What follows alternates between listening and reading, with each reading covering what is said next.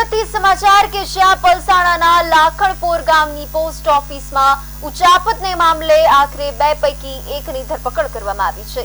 પલસાણા તાલુકામાં જ્યાં લાખણપોરના post માસ્ટરે NRI કરી અને આદિવાસીઓના ખાતામાંથી લાખોની ઉચાપત કરી હતી। પોસ્ટ માસ્ટરે એનઆરઆઈના ખાતામાં પોતાનો નંબર નાખીને ઓટીપીના માધ્યમથી રૂપિયાની બીજાના ખાતામાં ટ્રાન્સફર કર્યા। એનઆરઆઈ તો ઠીક પણ આદિવાસીઓના અલગ અલગ સ્કીમો બચત ખાતાઓ ખાલી કરી નાખતા માથે હાથ મૂકવાનો વારો આવ્યો છે। એનઆરઆઈ તેમજ અન્ય ગરીબ આદિવાસીઓના ખાતામાંથી કરોડો રૂપિયાની બારોબાર ઉચાપત કરીને પોસ્ટ માસ્ટર લોકોની મહેનતની કમાણી પચાવી પાડી।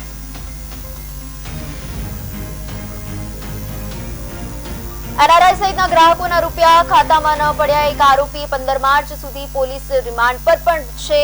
આ સાથે આ રૂપિયાની બારોબાર ઉચાપત કરી પોસ્ટ માસ્ટરે લોકોની મહેનતની કમાણી પચાવી પાડી છે, જેને લઈને હાલ લોકોમાં પણ ભારે રોષ જોવા મળી રહ્યો છે।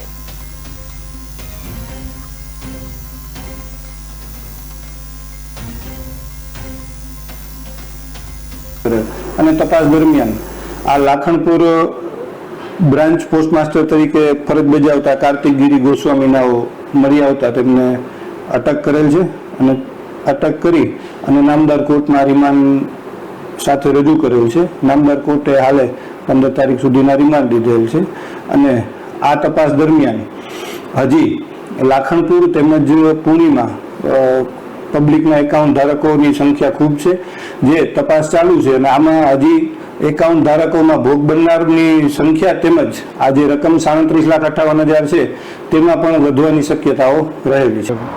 પોસ્ટનું કૌભાંડ થયેલું છે એના માટે અમે અહીંયા આવ્યા હતા। તમારે કૌભાંડમાં શું થયું અને કેટલું થયેલું છે?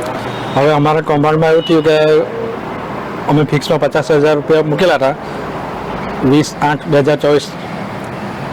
એમાં પછી ગામનાને બધાને ખબર પડી કે પૈસા જતા રહેલા છે, એવી રીતના ને એક સેવિંગ ખાતામાં મૂકેલા હતા। કેટલા? તે તો 15,000 છે તેમાં। હવે તમારા ગામમાં કેટલા જણા સાથે થઈ ગયું છે? હવે એમ જોવા જાય તો આખું ગામ જ બધું સંડોવાયેલું છે આમાં। એટલે આજે પોલીસમાં શું કરાવ્યા? હવે અમને બોલાવ્યા છે અમારા જવાબ માટે।